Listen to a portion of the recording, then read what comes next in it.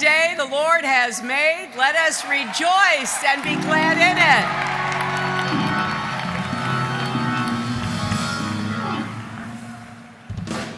President Young, pastors, friends, I'm very grateful for this great chance to be with you during your week of convention. I'm especially pleased to see my friend, the mayor of this great city. He is someone who, if you haven't gotten to know, I hope you do. Thank you, Mayor Sly James. I was also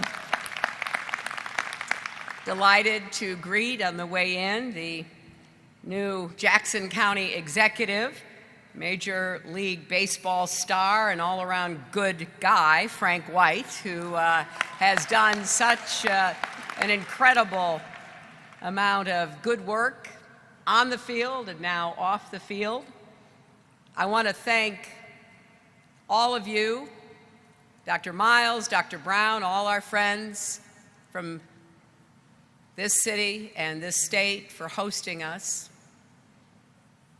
I want to acknowledge, on a personal point, Dr. Shaw celebrating 60 years as pastor of the White Rock Baptist Church. When I saw him tonight, I kidded him and said he started when he was 2. I'm sure there's a law against that, Dr. Shaw. Dr. McKinney, Dr. Brown, all the members of the executive board and state presidents. Now, I know that Reverend Jackson was with you on Monday, and Congressman Cleaver was with you on Tuesday. So talk about 2 tough acts to follow. But they are both dear, long-standing friends of mine, and I am honored to be on this same stage as so many distinguished leaders. Now, I happen to be a born and raised Methodist, but I've been married to a Southern Baptist for more than 40 years. And from Arkansas to New York, friends from Arkansas. John, they've got friends from Arkansas here. But across this great country, you've welcomed me into your congregations with open arms and open hearts.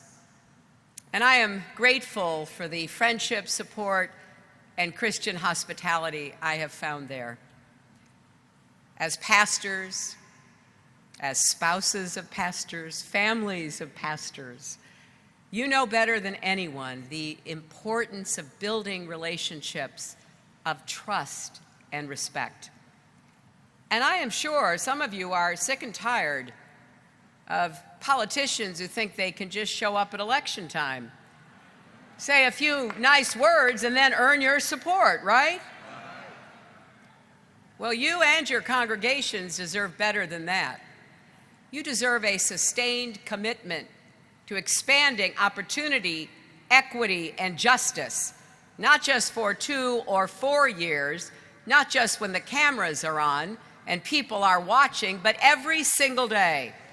And you know better than anyone that people who look at the African American community and see only poverty, crime, and despair are missing so much.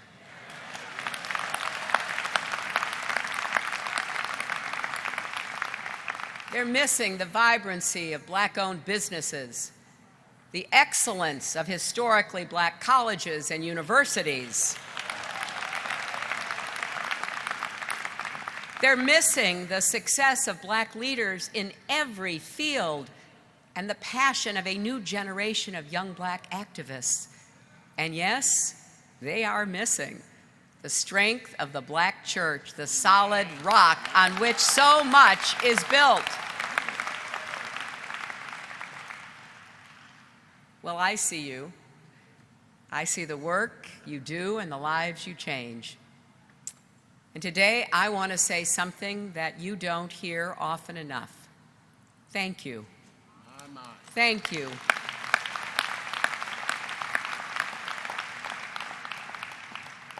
Thank you for answering the charge given to us by Jesus, as Matthew records.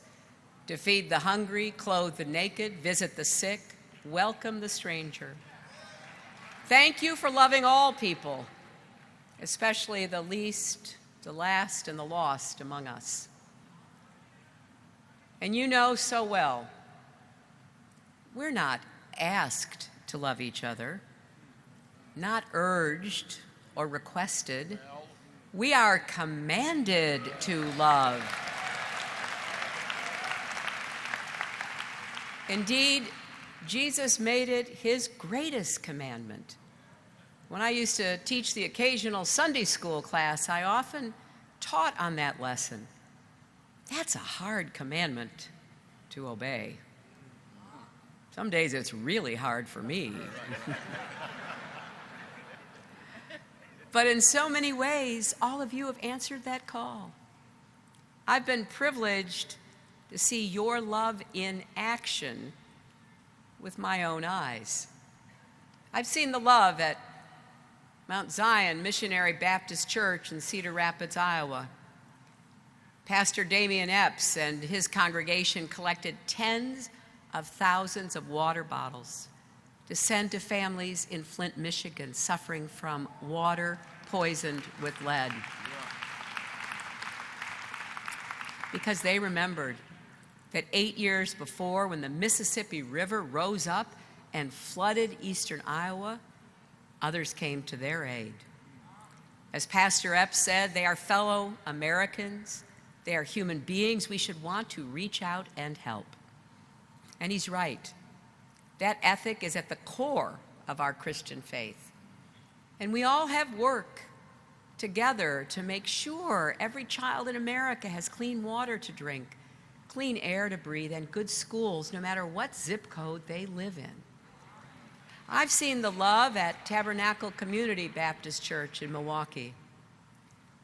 Reverend Don Darius Butler has helped organize gun buyback programs, because none of us can sit back while the epidemic of gun violence ravages our communities and our countries. It is, as you know, by far the leading cause of death for young black men, more than the next 9 causes of death combined. And I promise you this, as president, I'll stand with you in the fight for common sense gun safety reforms.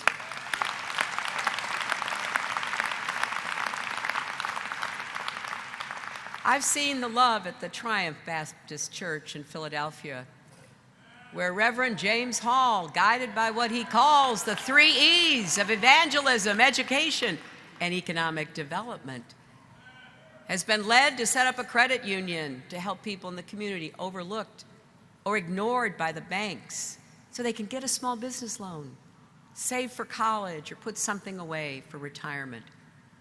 They've helped build a supermarket in a neighborhood that hadn't seen one in more than 10 years. And they're reaching out beyond the pews to help families live safe, healthy, prosperous lives. I've seen the love at Dexter Avenue King Memorial Baptist Church in Montgomery, Alabama. It was an honor to join Reverend Cromwell Handy and his congregation last December to celebrate the 60th anniversary of Rosa Parks' courageous action against segregation. And by the way,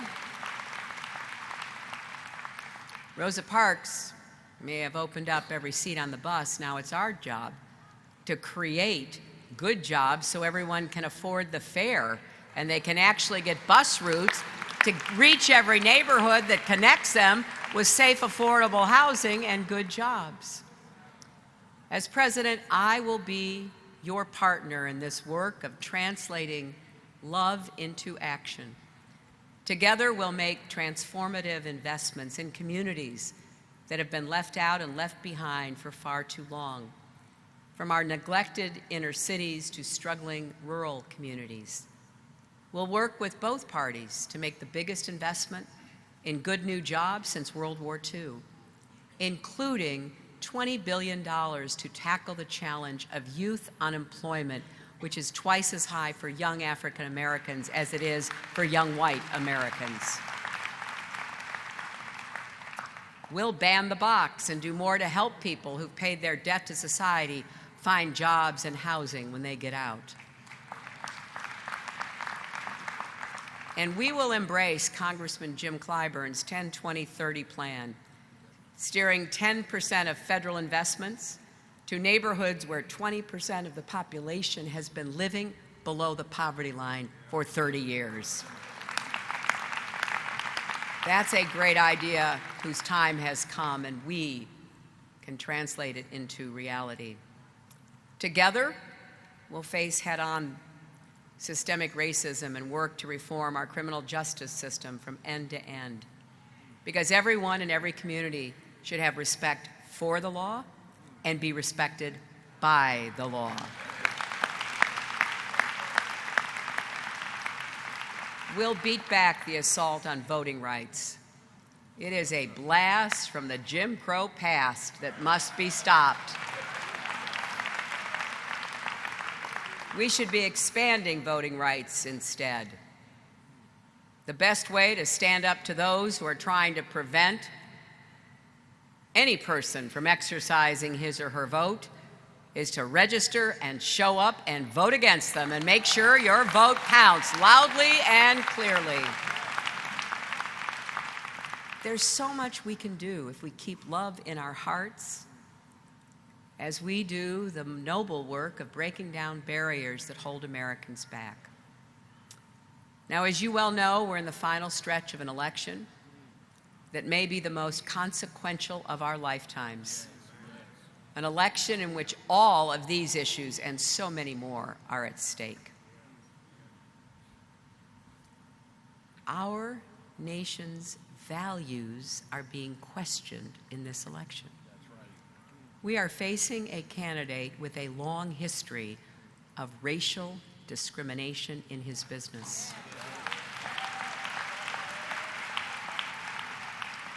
Who traffics in toxic conspiracy theories like the lie that President Obama is not a true American. If he doesn't even respect all Americans, how can he serve all Americans?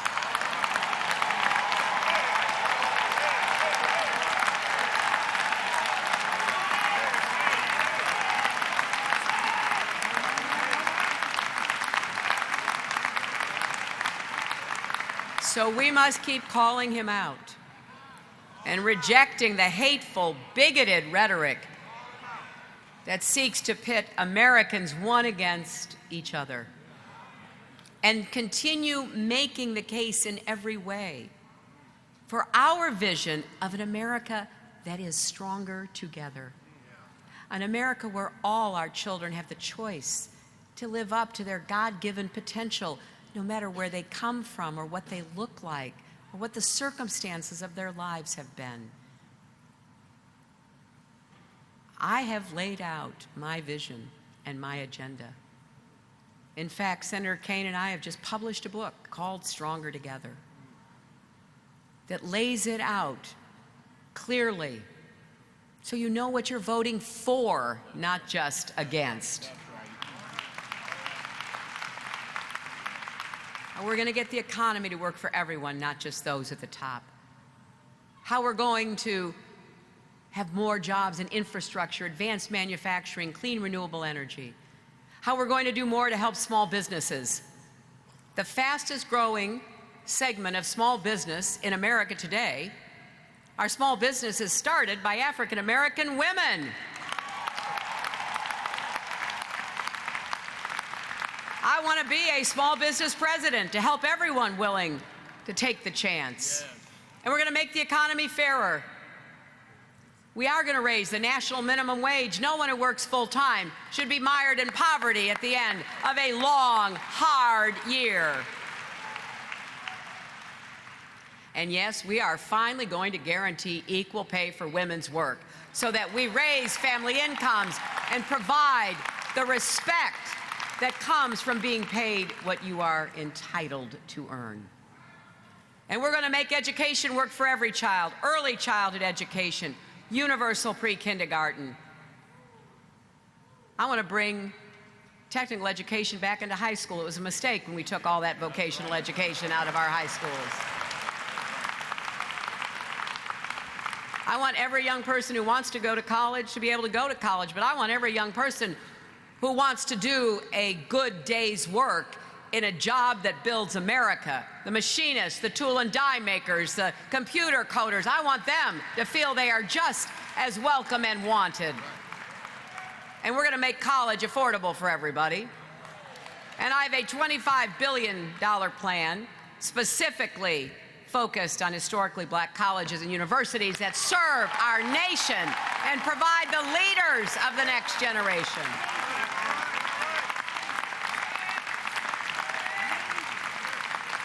And we're going to help you pay down your student debt. It is way past time. And let's make sure health care is free, is available, affordable, of high quality for everybody. And we got to get the cost of prescription drugs down. And we have to do more to help with mental health and addiction, two problems I hear about across our country, which I know you hear about in your churches. So we have a lot of work to do. And we're going to keep working to earn every vote and never take any community or any person for granted. Tim Kaine and I have launched a nationwide drive to register and commit 3 million Americans to vote by Election Day, and I hope you will be part of it. This election is too important for anyone to sit on the sidelines. Today, for a few minutes, I want to leave aside the politics and do something that doesn't always come naturally to a Midwestern Methodist. That is to talk about my own faith, how it led me to a life of service, how it will guide me as president. Sometimes people ask me, "Are you a praying person?" And I tell them, if I wasn't one before,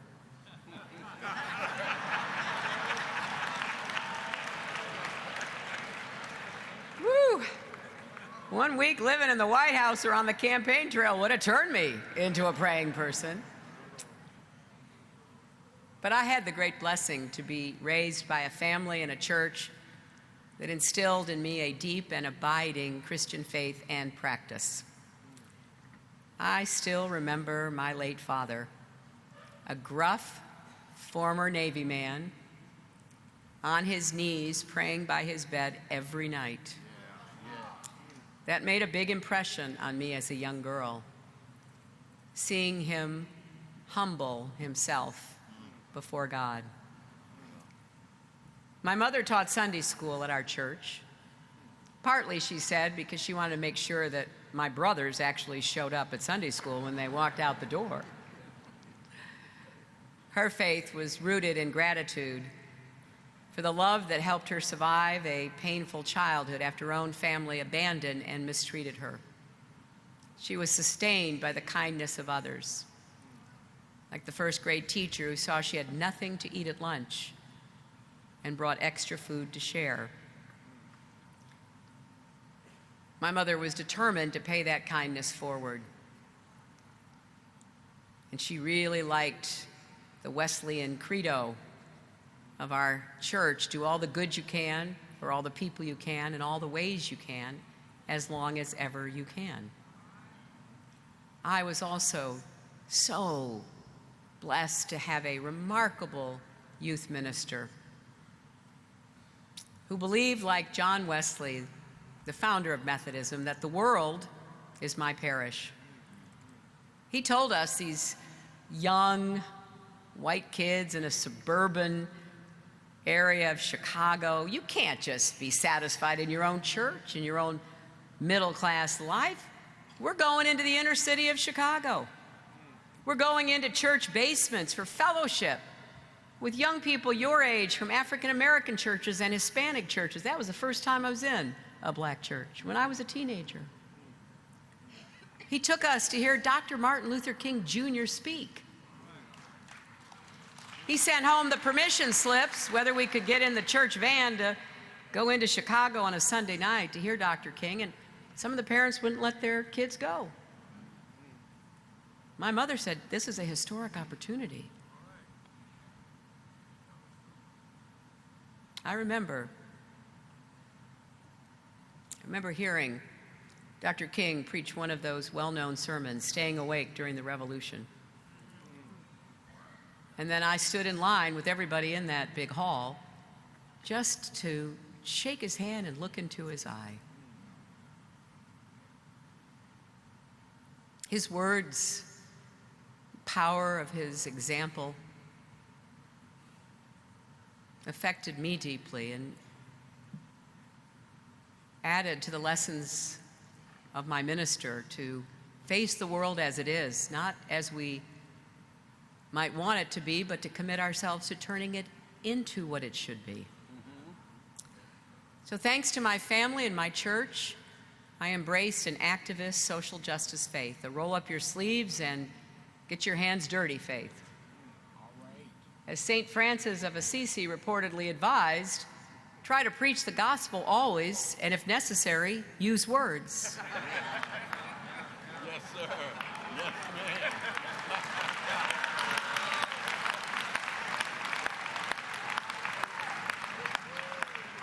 Scripture tells us that faith without works is dead. The Epistle of James tells us we cannot just be hearers of the word, we must be doers. And I believe that with all my heart. I am grateful for the gift of personal salvation and for the great obligation of the social gospel. To use the gift of grace wisely, to reflect the love of God and follow the example of Jesus Christ to the greater good of God's beloved community. That's what led me to devote my life in the ways that I could to serving others, especially children. I went to work right out of law school for the great Marian Wright Edelman, the daughter of a Baptist minister from Bennettsville, South Carolina, and the founder of the Children's Defense Fund. She sent me door to door in New Bedford, Massachusetts, on behalf of children with disabilities who weren't able at that time to attend public schools. To South Carolina to investigate the plight of 12 and 13-year-old boys imprisoned alongside grown men who had committed serious felonies. And to Alabama to expose the racism of segregated academies.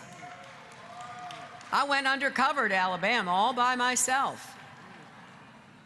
Mary just said, well, you just have to go do it. And I did.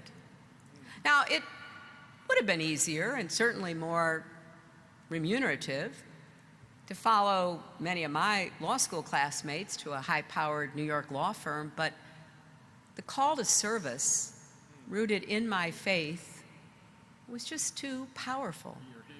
For me, it has always been about trying to live up to the responsibility described by the prophet Micah, that we do justice, love kindness, and walk humbly with our God.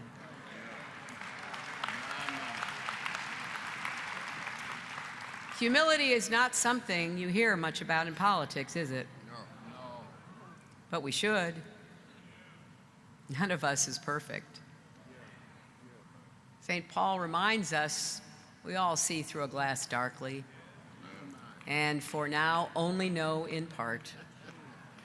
It's because of that, because of the limitations we all face, that faith requires a leap, the conviction of things unseen. It's because of our limitations and imperfections that we must reach out beyond ourselves to God and to each other.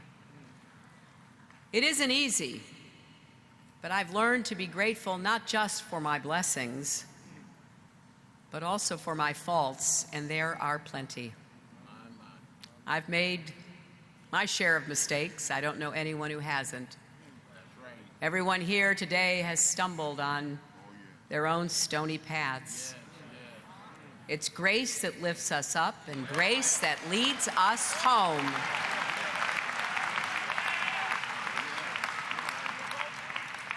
But it's also our job to learn from our mistakes, to do all we can to do better next time, and to stay grateful, to live by the discipline of gratitude. Our Christian faith is a journey that never ends. It's a constant challenge to live up to our own hopes and ideals, to love and forgive others as we want to be loved and forgiven ourselves. You know, as President Obama reminded us, seeking high office is by definition an act of audacity. And yet our greatest leaders are often the most humble because they recognize both the awesome responsibilities of power and the frailties of human action. I've sat in the Situation Room with President Obama, weighing conflicting advice and imperfect information, wrestling with the hardest choices a leader can make, whether to send our young men and women into harm's way, knowing that some of them will never return. There is nothing more humbling than that, nothing that should drive you to your knees more than that. That's why in this time of both peril and promise, we need a president who understands that none of us has all the answers and no one person can fix our problems alone.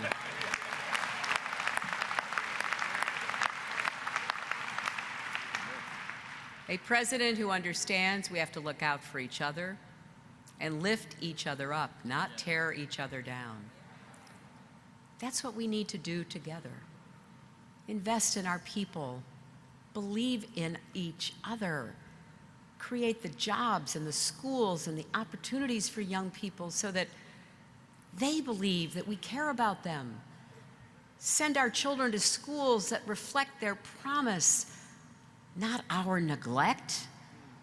Make sure every child is given the health care he or she needs, whether it is for an ailment of the body or the mind. Stand ready to lift each other up when we fall, as we will. Give those who have made mistakes a second, third chance. Our faith is a faith of second and third and fourth and fifth chances for those who genuinely are seeking redemption. And we need a president who understands the powerful role that faith and communities of faith have always played in moving our country toward justice. From the abolitionists of the 19th century to the civil rights movement of the 20th century to the unfinished business of today. A president who will pray with you and for you, who will defend the dignity of every individual and the principle of religious freedom that was woven into the moral fabric of our nation from the very beginning. Yes, we need a president who will do justice, love kindness, and walk humbly with our God. My friends, one of the greatest privileges of this campaign has been getting to know a remarkable group of women who've lost children to gun violence or police incidents. They're known as the Mothers of the Movement. And their hearts may be broken, but their souls shine through. I'll never forget listening to Gwen Carr, the mother of Eric Garner, describe the mission these mothers feel called to lead. We were at the Central Baptist Church in Columbia, South Carolina, pastored by Reverend Ricky Ray Zell Sr. I wish you all could have heard her.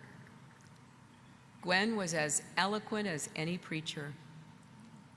She recalled the pain of losing her son. She said at first she couldn't even get out of bed.